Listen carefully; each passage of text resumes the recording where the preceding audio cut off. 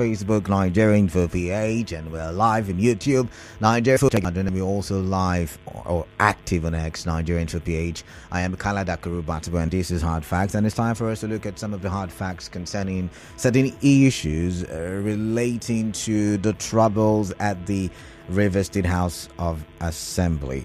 Welcome. Now, there is the report before me that the Rivers State House of Assembly, led by the lawmaker representing Obiakpo Constituency 1, Amaewhule, held plenary again this morning amid heavy security around the Assembly complex. Our correspondent gathered that the 25 lawmakers sat early this morning and successfully concluded their legislative business despite, underline this, existing legal matters involving the State House of Assembly over a leadership tussle. Now, during the sitting, the lawmaker representing Akoko Toro Constituency 1, Major Jack, was elected as the new leader of the House. A new chief whip was also elected. Correspondent Ritchard reports that 25 lawmakers also read for the second time the Rivers State House of Assembly Funds Management Bill, also known as Financial Autonomy, during today's plenary. The lawmakers also introduced a new bill tagged Rivers State Local Government Amendment Bill 2023 and passed a vote of confidence on the Martin Amaewhule's led 10th Assembly leadership. Now, our correspondent also reports that the transferred clerk and deputy clerk of the House of the Assembly were seen during today's plenary. Recall that the House has been facing a leadership crisis after some lawmakers led by Martin Amaewhule began impeachment proceedings against Governor Siminalayi Fubara and also removed lawmaker Edison Ehie as leader of the House. Both groups in the House have been asked to maintain status quo in a suit brought by Governor Fubara against the House, the Speaker, the Deputy Speaker, the Clerk, and the Chief Judge of the state. Now, remember, in that case that was talked about by the report I just read, the court asked the petitioner to use substituted means, to make sure that the respondents gets to know that that there is a court case, right? And the matter has been adjourned twice now. Is it 3 times now? On 2 occasions, because there were multiple legal representatives for both parties, and it's really becoming a comic affair.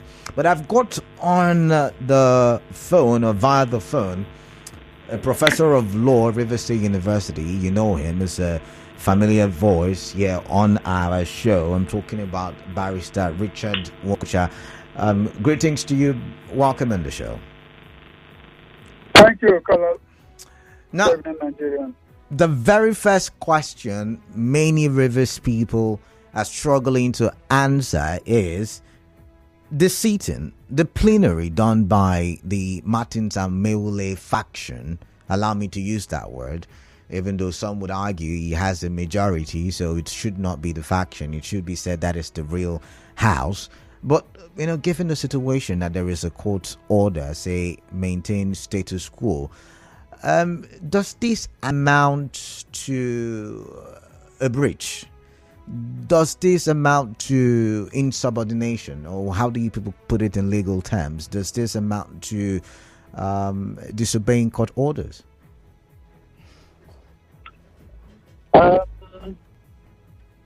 And considering whether an act constitutes a breach of the order of a court, you have to look at exactly what the court ordered. Okay.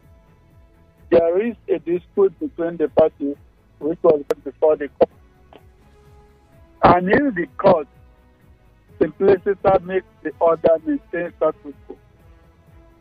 I'm afraid what it means is that parties should not take any further step on that dispute that is before the court. Okay. So, to discuss any of the issue, there's a certain matter before the court. Okay.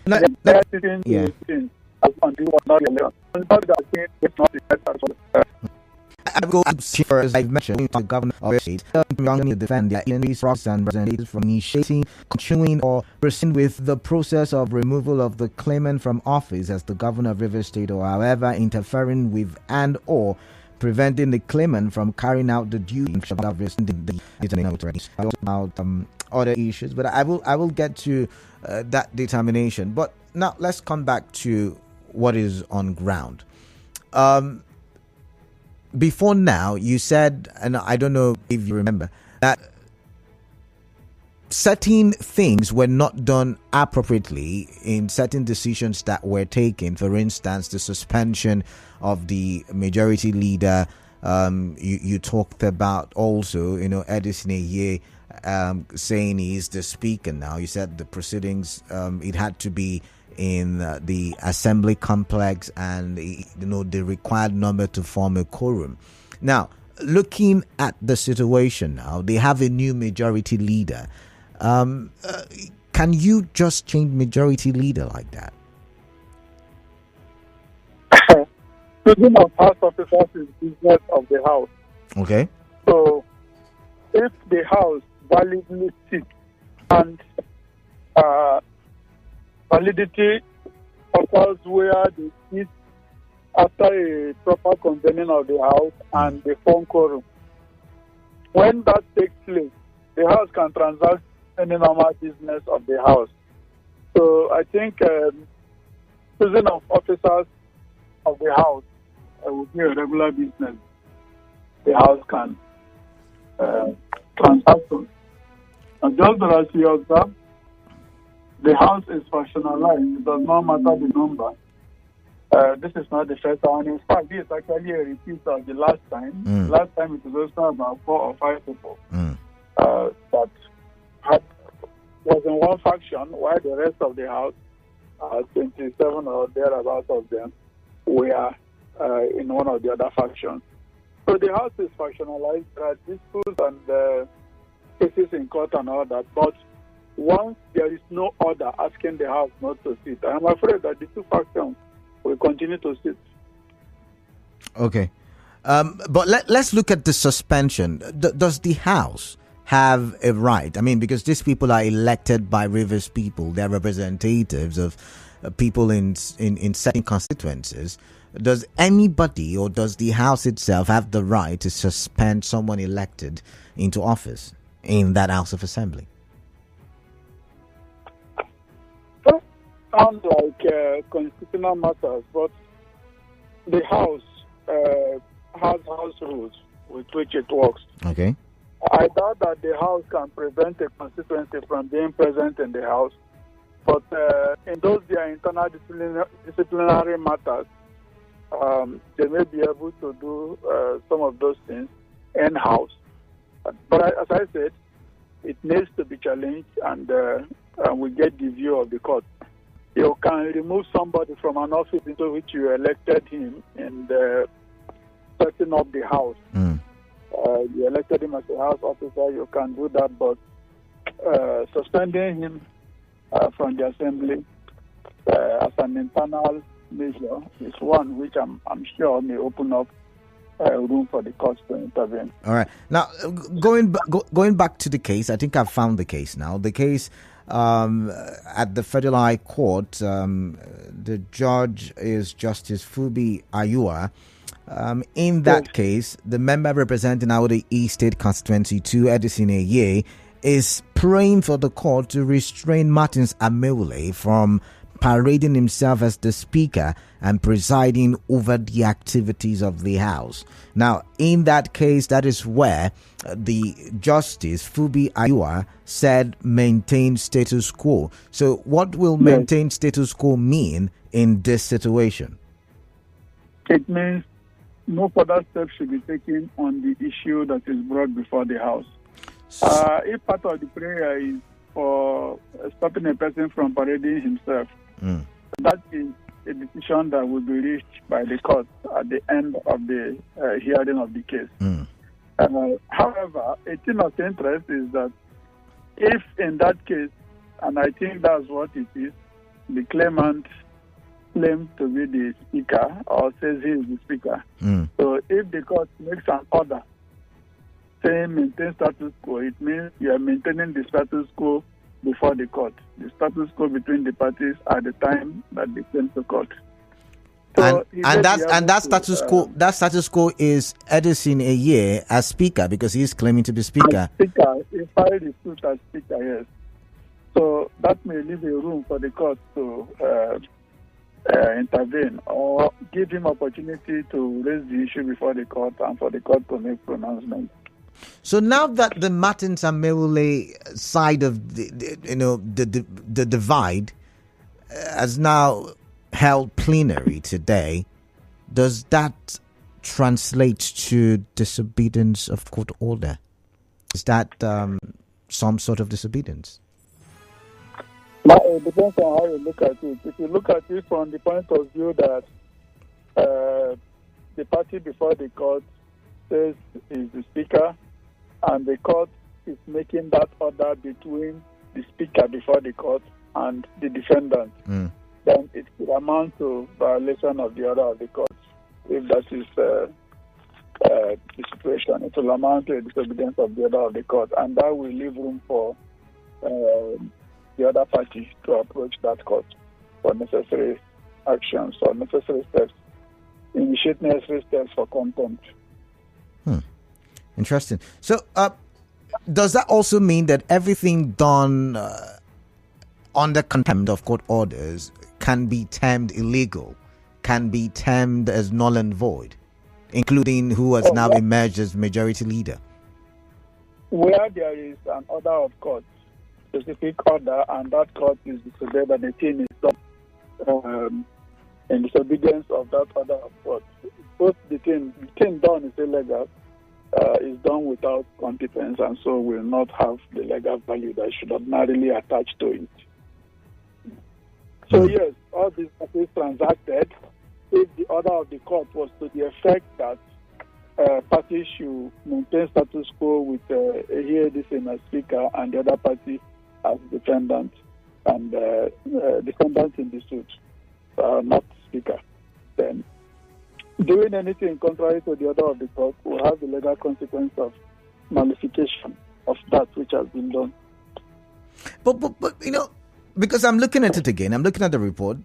Justice Phoebe Ayuba said that all parties ordered all parties, not one party, all parties to maintain status quo and not to take any step concerning the subject matter of the suit until the determination of the motion or notice. So it's not like it has a time frame. It is until the matter is determined. So what could have given the boldness to one faction to hold plenary and say, you know what, we're going to look at certain issues with the state? We'll go for a quick commercial break, Prof. When I do come back, I'd like to get your answer on that, because I'm wondering, if you say there will be a nullification and everything done is illegality, then what could have inspired?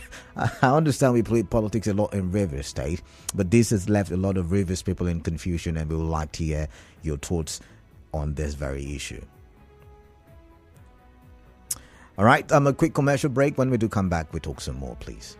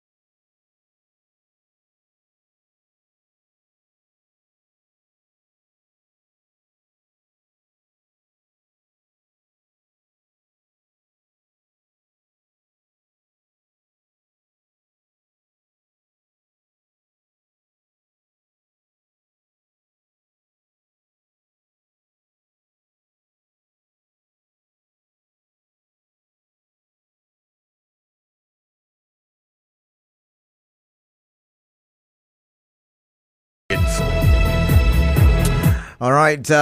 Apologies for the long commercial break. And if you're just joining us, you're listening to Hard Facts and 92.3 Nigeria Info. I am Kala Dakurubatabu, and I've got via the phone Barrister Ritchard Nwokocha, Professor of Law, Rivers State University. Welcome back on the show, Prof. Thank you. All right, so we are talking about the situation at the River State House of Assembly. There is a court order saying maintain status quo. The court process was initiated by one of the parties, Honorable Edison Aye, saying he's the right speaker and that the court should restrain and stop Martin Amaewhule and his deputy from parading themselves as speaker and deputy speaker respectively. However, today we got reports that there was plenary held by the Martin Amaewhule led faction, and the plenary that talked about local government autonomy, they talked about the legislative assembly autonomy.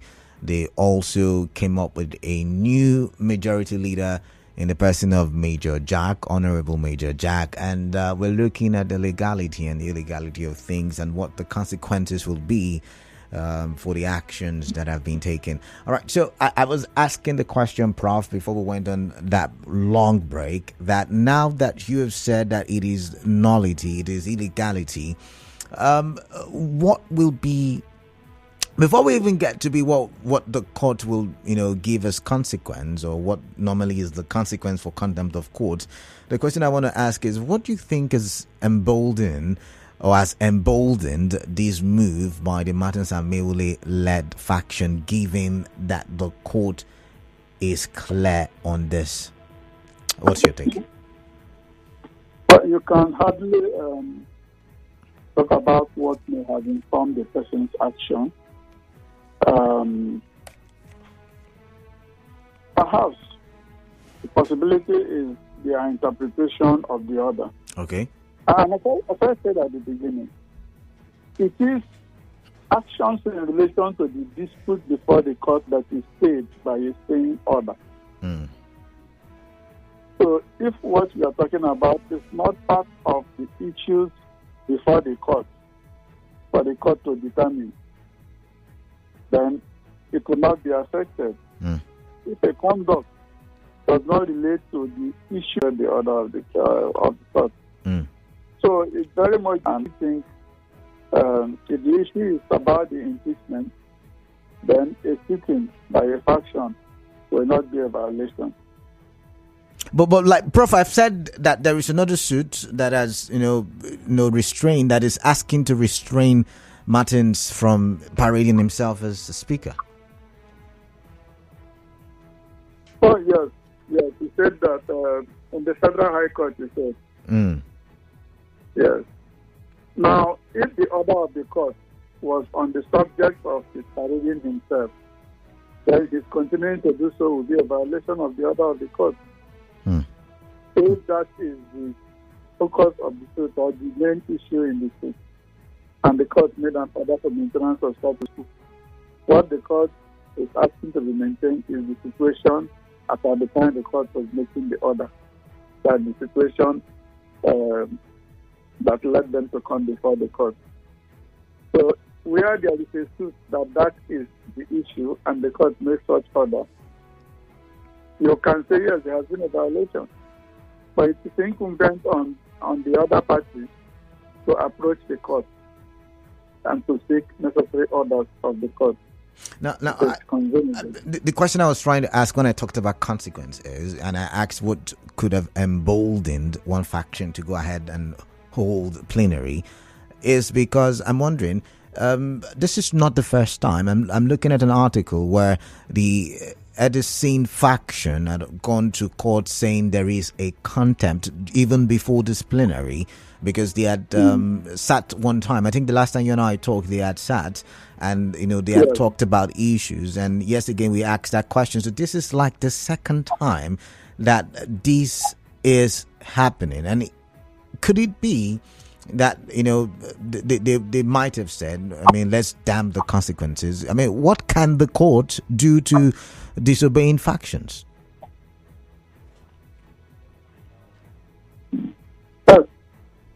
on the issue, they may have come to the conclusion that the order of the court was not in respect of sitting of the house. Okay. So that is the case. That would have encouraged them to go on with normal transactions of the house, provided they do not touch on the transaction that is for the court. Okay. So if that is the case, such thinking would have encouraged them. And as I said, even though the parties fight in the capacities in which they are claiming, what is critical is what the order is made in respect of. And if it is made in respect of a dispute other than regular sitting of the house, then regular sitting of the house will not be a violation. Okay. As for the consequence, where the court makes an order, do not do X, Y, Z, an injunctive order, and they go ahead and do it. In the eyes of the law, that thing was not done. All right. It will not have validity. All right, then. All right, thank you very much, Prof, for your time. I would have to let you go at this point, but I really do appreciate and do have yourself a wonderful evening. All right, thank you. Thank you very much for all the explanations. I even had to ask the question over and over again, and you took your time to explain. But now it's time for me to focus on you listening and to get your thoughts. You've heard what the lawyer, the professor of law, has said. Is that if there is, and actually there is, a situation restraining, one party from parading himself, then it is a contempt of court. However, maybe the interpretation of the court order may have also emboldened them in how they have approached the court order and gone ahead with seating or holding plenary. But what's your take about this? What's your conclusion concerning the situation? By the way, a new majority leader emerged based on Martin's Amaewhule led assembly. I remember they've got about 26 of them, 25 plus the leader, so about 25, 26 of them, I think. And we've got on the other side about 4 or 5 of them. So now the question then is, what do you make of the situation? Because yet again, we are the ones who are not properly represented. I've seen a couple of people come out and question the representatives after you and I talked about recalling lawmakers. But I would like to hear from you. 0817 923 0002 and 0817 923 0003. WhatsApp number 0809 0306416. I'd like to get your thoughts on this, and let's talk for development. Someone says, please, is it constitutional for one organ of the government to stop the other from carrying out its constitutional duties? Olu Jay-Z, we did not say one organ stopped the other. No, I don't think that's what happened. Edison is a lawmaker, Martins is a lawmaker, and they're both having a go at the speakership, the leadership of the House of Assembly. This one says, okay, this is not for me. This is for the Abuja studios. Okay. This one says, can you see the former governor Wike is getting what he bargained for when he single-handedly bought form for almost all the senators and federal and state assembly members, and nobody said no when he referred to our kings as Usman Danfodo, and nobody said anything. For me, legality has overtaken legality. Chris Onyewenyi with that one. Okay, let's say this one on the issue of on the issue on ground. The legitimate Speaker of the House of Assembly is. I'm not going to go into that. We're going to wait for the court to determine that. Remember, they said maintain status quo. But you said when the court says maintain status quo, then the law still recognizes Martins Amaewhule as Speaker. This is because he was duly elected by all members of the House in the Alo chamber, including Edison Eye, as proclaimed by Governor Simfobara. Edison Eye is illegally claiming speakership. The majority leader who took over from Edison Eye was elected by a majority of members of the House in the House of Assembly complex. The sitting of Martins Amaewhule is also always covered by the press, with majority members present. Thanks, Okechukwu Jonathan from Rumolumeni. Chukudi is calling from Waterlines. Let's take a listen. Chukudi, welcome. What is on your mind? Hello, Chukudi, are you there? Yes, I am here. Good evening. Yeah, greetings to you. Let's get to hear what is on your mind, please. Yes. As you rightly said, my name is Chukudi and I am calling you from Waterline. Okay. Yes, there is no order restraining Martins Amaewhule from carrying out the functions of the River State House Assembly. Okay. Hello, Canada. I'm listening to you. Yes, if you want to know whether what I am telling you is the truth, put a call across to Amaewhule because he was in the court today. We were together. He said from the beginning of the matter to the end of the matter, the other lawyers wanted to move a motion for status quo to be maintained. But the lawyer representing Dr. Amadi, the clerk of the House, opposed it and said that it was not right. So there is no order that is restraining Martins Amaewhule from operating the House of Assembly. And that matter came up in Justice C.B. Ayua's court, Federal High Court 3. Federal High Court 3. What they were trying to resolve is the issue of representation. Now, Chukudi. Dr. G.M. West. Chukudi. Why the lawyers Chukudi, can you hear me now? Can you? To the court that the law that governs the appointment or swearing in of the clerk of the House, that it can only be done by the Speaker with the support of 2/3 majority. Why do I feel like you can hear me and you're refusing to listen to me? Can you hear me now? Any question for me? I've been trying to ask you a question. Now, let's go back to the very first day the matter was instituted. When they asked the court to restrain Martins Amaewhule from parading as speaker, what transpired in court on that day? Because we also had our correspondent there. What transpired on that day? Good. All right. That what was put on the social media was an application made by the Edison's group, an application made before the court. All right. Not an order of the court. So if you go back to your social media now and type about that restraining order, what you will see is an application made by the lawyers from the side of Edison AGA and not a court order. So now I am going to make references. Chukudi, pause. Chukudi, pause references from Channel's TV website. I'm going to make references from Vanguard so it doesn't look like it's a Nigeria info theme. Now, Vanguard, an article from way back says, it will be recalled that Justice Phoebe Ayuba of the court, upon application by Edison and the River State House of Assembly, issued an order directing parties to the Rivers Assembly crisis to maintain the status and not take any step concerning the subject matter of the suit until the determination of the motion on notice. So where are you getting your arguments from? Good. Now you're putting channels that is not in Port Harcourt. Your own colleague, but I also had a colleague at. Anyways, thank you. Thank you very much, Chukudi. I'm moving on now. Bright from Port Harcourt. Oh my, sorry about that. Please do call back if you can. Let's see this one. This one says, good evening, Canada. River State House of Assembly bridges the order of court to maintain status quo. You can imagine they even went ahead to elect a new leader. Now, wow, this is not contempt of court. Anyway, Governor Fubara should monitor them bamba to bamba because they will not rest until their mission is accomplished. You're talking about impeachment. Fubara learned from Chibike Rotimi Amechi, Americana from Obakri. Do I have time? I'm going to read this one. This one says, good evening, sir.